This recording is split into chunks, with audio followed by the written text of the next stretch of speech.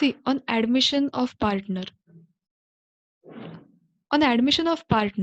the necessary adjustments are required to be made regarding goodwill, accumulated profit, capital distribution, etc. See, काही ऍडजस्टमेंट्स आहेत ज्या की आपल्याला करायच्या आहेत. सो फायनल अकाउंटमध्ये एखादा पार्टनर जेव्हा ऍडमिट होतोय, एखाद्या पार्टनरचं इथे ऍडमिशन केलं जातं, एखादा पार्टनर इथे ऍड होतोय, तर तेव्हा काही नेसेसरी ऍडजस्टमेंट्स आहेत ते आपल्याला कराव्या लागतात. मग त्या ऍडजस्टमेंट कोणत्या असतील तर गुडविल. मग ते गुडविल आपल्याला कसं डिस्ट्रीब्यूट करायचं आहे, देन ॲक्युम्युलेटेड प्रॉफिट्स, कॅपिटल डिस्ट्रीब्युशन, आपल्याला जे कॅपिटल आहे त्याचं डिस्ट्रीब्युशन कसं करायचं, त्यांचा रेशो कसा कॅल्क्युलेट करायचा आहे, या सगळ्या ज्या गोष्टी आहेत ह्या आपल्याला ॲडमिशन ऑफ पार्टनरमध्ये ह्या ॲडजस्टमेंट्स कराव्या लागणार आहेत. Then if a new partner is admitted on first day of accounting year, he will get his share of profits earned during the entire year. See, जो पार्टनर आहे हा फर्स्ट डे ऑफ अकाउंटिंग इयरच्या पहिल्या दिवशी तो admit झाला असेल, then he will get his share of profits earn during the entire year. So entire इयरमध्ये जेवढा प्रॉफिट झालेला आहे त्याच्यातला त्याचा जेवढा शेअर असेल तो सगळा शेअर जो आहे तो त्याला मिळणार आहे. If partner is admitted on 1st January, he will get his share of profit earned during the year ended 31st December. जर तो पार्टनर 1st जानेवारीला एंटर झाला असेल, 1st जानेवारीला तो ऍडमिट झाला असेल, देन त्याचा जो प्रॉफिटचा शेअर असणार आहे, हा त्याचा प्रॉफिटचा शेअर त्याला कधी मिळणार आहे 31st डिसेंबरला. जेव्हा ते अकाउंटिंग इयर हे एंड होईल, संपेल, तेव्हा त्याला त्याचा जो शेअर आहे तो मिळणार आहे. However, if a new partner is admitted on date during the accounting year, he can share the profit earned after the date of admission to the year end. See, एखादा पार्टनर ऍडमिट झालेला जी date आहे ती accounting year मधली आहे. मग त्या accounting year मधल्या एका कोणत्या तरी डेटला तो ऍडमिट झालेला आहे. मग त्याला प्रॉफिट कसा मिळेल, ज्या दिवशी तो ऍडमिट झालेला आहे त्यापासून ते इयर एंड होईपर्यंत जेवढा त्याचा टाइम पिरियड असणार आहे त्यात जेवढा प्रॉफिट असेल, सो त्याच्या शेअरमध्ये तेवढा प्रॉफिट त्याला मिळणार आहे.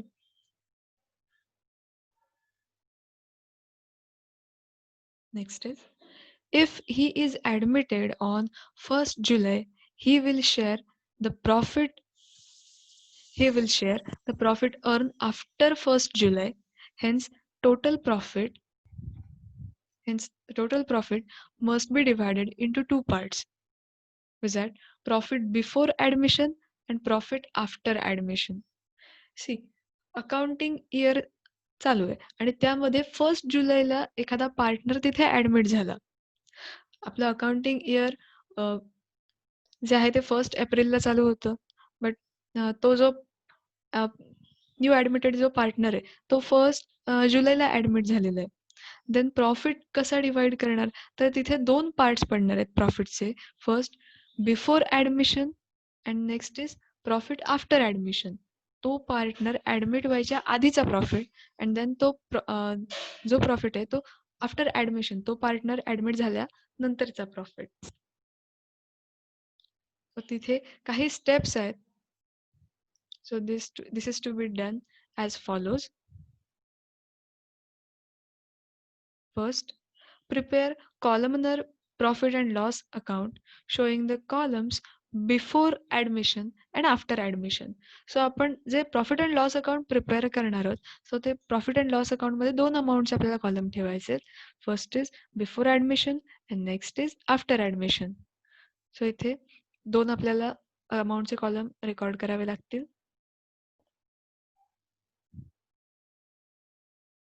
Next is record the expenses and income in respective columns if they are given separately.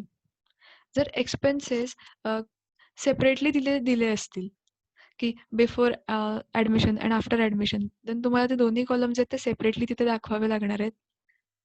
जे एक्सपेन्सेस आहेत, जे इन्कम आहेत, तर ते त्या दोन्ही कॉलममध्ये अमाऊंट्स कॅल्क्युलेट करून तिथे आपल्याला रेकॉर्ड करावे लागणार आहेत. Calculate time ratio. If expenses and income are not given separately, the net profit for the entire year should be divided in time ratio. See expenses and income तिथे जर separately दिलेले नसतील देन जो net profit आहे तो entire इयरचा हा time रेशोमध्ये divide केला जाईल. आता टाइम रेशो म्हणजे काय आपण बघूया. If a partner is admitted on 1st October, the period before admission will be the 1st January to 1st October. एखादा पार्टनर जो आहे हा 1st ऑक्टोबरला ॲडमिट झालेला आहे. सो त्याचा जो टाइम पिरियड असणार आहे आता बिफोर ॲडमिशन चा जो टाइम पिरियड आहे हा 1st जानेवारी ते 1st ऑक्टोबरपर्यंत असणार आहे. That is 9 months. And the period after admission will be 1st October to 31st December. आणि आफ्टर ॲडमिशनचा जो पिरियड असणार आहे तो 1st ऑक्टोबरला तो ॲडमिट झालाय. So 1st October to 31st December after admission period असणार आहे. That is 3 months. So time ratio will be 9:3, that is 3:1. So इथे जो टाइम रेशो आहे तो आपल्याला कॅल्क्युलेट करायचा आहे. तो पार्टनर केव्हा ॲडमिट होतोय याच्यावर टाइम रेशो तो पुढचा जो आहे तो डिपेंड असणार आहे.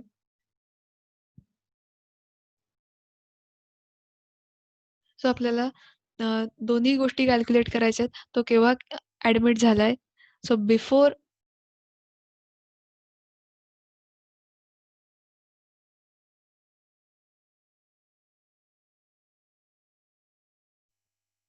हॅलो.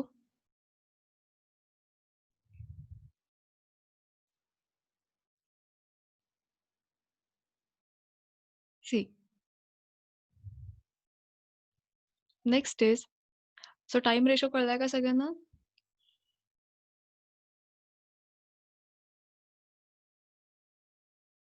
हॅलो. माझा आवाज येतोय सगळ्यांना? Yes ma'am. Okay. So time ratio कळलाय सगळ्यांना? हो. Next step is calculate sales ratio. The expenses or income or net profit may be divided in the ratio of sales. If sales up to 1st October are 9 lakh and sales after 1st October is 3 lakh, the sales ratio will be 9:3, that is 3:1. So इथे आपल्याला sales ratio सुद्धा calculate करायचा आहे. The expenses or income or net profit may be divided in the ratio of sales. आता काही जे expenses आहेत आणि काही इन्कम जे आहेत ते आपल्याला सेल्स रेशोमध्ये कॅल्क्युलेट करायचे आहेत. सेल्स रेशोमध्ये आपल्याला डिव्हाइड करायचे आहेत. आता असे कोणते एक्सपेन्सेस आहेत आणि कोणते इन्कम आहेत की जे आपल्याला सेल्स रेशोमध्ये कॅल्क्युलेट करायचे आहेत आणि कोणते असे एक्सपेन्सेस आहेत की जे आपल्याला टाइम रेशोमध्ये कॅल्क्युलेट करायचे. त्याची लिस्ट जी आहे त्याचा जो प्रोफॉर्मा आहे तो नेक्स्ट स्लाइडमध्ये मी दाखवते. जस्ट आधी रेशो जो आहे तो आपण समजून घेऊया. If sales up to 1st October are 9 lakh. Sales जो दिलेला आहे अप टू 1st October हा 9 lakh दिलेला आहे. सो हा बिफोर चा जो आधीचा जो पिरियड आहे तो पार्टनर ॲडमिट होण्याच्या आधीचा सांगितलेला आहे. And sales after 1st October is 3 lakh. तो ऑक्टोबरला तो ॲडमिट झालेला पार्टनर आहे. सो आफ्टरचा जो सेल्स असणार आहे तो त्याने 3 lakh दिलेला आहे. सो सेल्स रेशो काढताना ह्या दोन्ही ज्या अमाऊंट आहेत ह्या कन्सिडर करून आपल्याला त्याचा जो रेशो काढायचा आहे. So ratio will be 9:3, that is 3:1. So आपण जसे नॉर्मली रेशो कॅल्क्युलेट करतो तसं आपल्याला इथे रेशो कॅल्क्युलेट करून घ्यायचं आहे. Next step is divide the net profit before admission among the old partners in their old profit sharing ratio. See, divide the net profit before admission among the old partners in their old profit ratio. New partner जो आहे तो admit होण्याच्या आधी जो profit आपल्याला मिळणार आहे so जो प्रॉफिट आपल्याला मिळतोय तो ओल्ड पार्टनर्सना आपल्याला डिस्ट्रीब्यूट करायचा आहे in their old profit sharing ratio. त्यांचा जो ओल्ड प्रॉफिट शेअरिंग रेशो असेल त्यामध्ये त्यांचा जो प्रॉफिट आहे हा त्यांना आपण डिस्ट्रीब्यूट करून द्यायचा आहे. The net profit after admission should be divided among all the partners, including new partner in their new ratio. So जो नेट प्रॉफिट आफ्टर ॲडमिशन असणार आहे जो पार्टनर आहे तो ॲडमिट झाल्यानंतरचा जो प्रॉफिट आहे हा प्रॉफिट तिन्ही पार्टनर्सना मिळणार आहे किंवा सगळ्या पार्टनर्सना मिळणार आहे, including new partner in their new ratio. मग आता ॲडमिट झाल्यानंतर इथे रेशो सुद्धा चेंज होणार आहे. रेशो सुद्धा आपल्याला न्यू रेशो कॅल्क्युलेट करावा लागणार आहे आणि जो प्रॉफिट असेल तो त्या सगळ्या पार्टनर्सना न्यू रेशोमध्ये आपल्याला डिव्हाइड करायचं. सो ह्या स्टेप्स असणार आहेत. सो आपल्याला इथे 2 रेशो कॅल्क्युलेट करायचे आहेत, time ratio and sales ratio.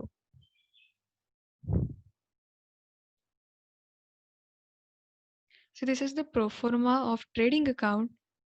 Trading अकाउंटचा प्रोफॉर्मा दिलेला आहे. To opening stock, then to purchases less purchase return, next to factory expenses, any expenses related with the factory. कोणतेही एक्सपेन्सेस, आता जे फॅक्टरीशी रिलेटेड एक्सपेन्सेस आहेत तर ते सगळे इथे ट्रेडिंग अकाउंटला आपल्याला रेकॉर्ड करणार आहोत. देन बाय सेल्स, जो सेल दिलेला आहे तो आपण रेकॉर्ड करतोय. Then sales return and by closing stock. Trading अकाउंटचा प्रोफॉर्मा आहे तो नॉर्मलच इथे दिलेला आहे.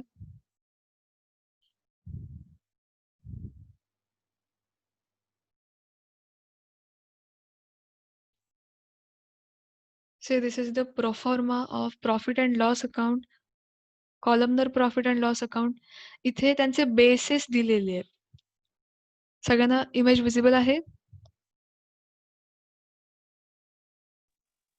Yes ma'am. Yes ma'am. Okay. हो. ओके. सो सी इथे प्रॉफिट अँड लॉस अकाउंटमध्ये आपले सगळे जे एक्सपेन्सेस आहेत हे एक्सपेन्सेस इथे रेकॉर्ड केलेले आहेत आणि ते एक्सपेन्सेस कोणत्या बेसिसमध्ये आपल्याला डिस्ट्रीब्यूट एक्सपेन्सेसची जी अमाऊंट दिलेली आहे ती आपल्या कोणत्या रेशोमध्ये आपल्याला डिस्ट्रीब्यूट करायचं त्याचे जे बेस आहेत ते इथे दिलेले आहेत. नॉर्मली आपल्याला इथे ॲडमिशनच्या प्रॉब्लेममध्ये अमाऊंटचे 2 कॉलम्स आपल्याला प्रिपेअर करावे लागणार आहेत. Pre admission and post admission. Pre admission means before admission, तो पार्टनर ॲडमिट व्हायच्या आधीचं तो कॉलम असणार आहे. And then after admission means post admission, तो पार्टनर जो आहे न्यू पार्टनर हा ॲडमिट होण्यानंतरचा जो कॉलम आहे. असे 2 कॉलम्स आपल्याला दोन्ही साइड्सना प्रिपेअर करायचे आहेत. देन बेसेस दिलेले आहेत. Time base, time means time रेशोमध्ये आपल्याला रेंट जे आहे ते डिव्हाइड करायचं आहे. सेल्स मीन्स सेल्स रेशोमध्ये आपल्याला काही एक्सपेन्सेस आहेत ते डिव्हाइड करायचे आहेत. एक आपण आयटम्स बघूया. रेंट जे आहे ते आपल्याला टाईम रेशोमध्ये pre admission and post admission time रेशोमध्ये आपल्याला डिस्ट्रीब्यूट करायचं आहे. देन सॅलरीज सुद्धा आपल्याला टाईम रेशोमध्ये डिस्ट्रीब्यूट करायचे आहेत. Depreciation, interest, audit fees, insurance, हे सगळे जे एक्सपेन्सेस आहेत हे सगळे आपल्याला time रेशोमध्ये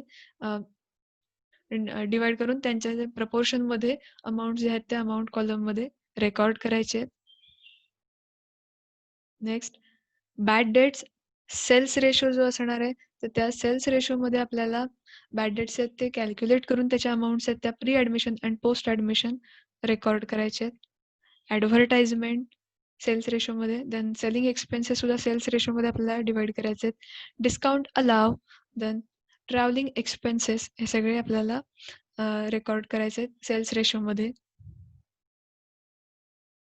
see next is to loss by fire. Actual means प्रॉब्लेममध्ये ज्याप्रमाणे तिथे ॲडजस्टमेंट दिली असेल, ॲक्च्युअल रेशो तिथे काय ॲक्च्युअली सांगितलंय तर तो रेशो तिथे कॅल्क्युलेट करून त्या ज्या ॲक्च्युअल अमाऊंट्स आहेत त्या आपल्याला इथे रेकॉर्ड करायच्या आहेत.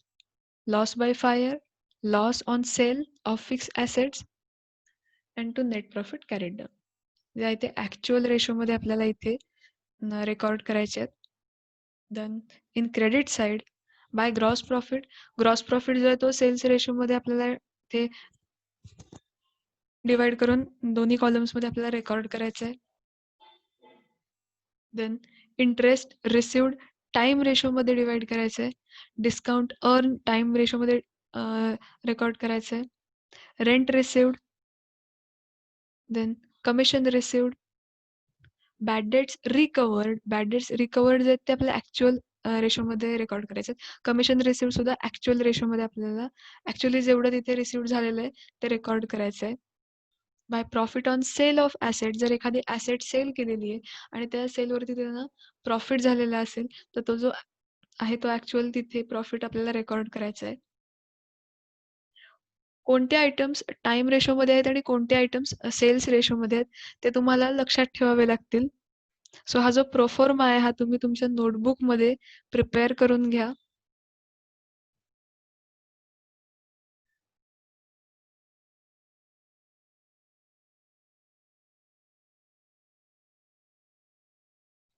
Next is profit and loss appropriation account. See profit and loss appropriation account सुद्धा आपल्याला 2 अमाउंटसाठी 2 कॉलम करायचे आहेत. Pre admission and post admission. Pre admission means before admission and post admission means after admission.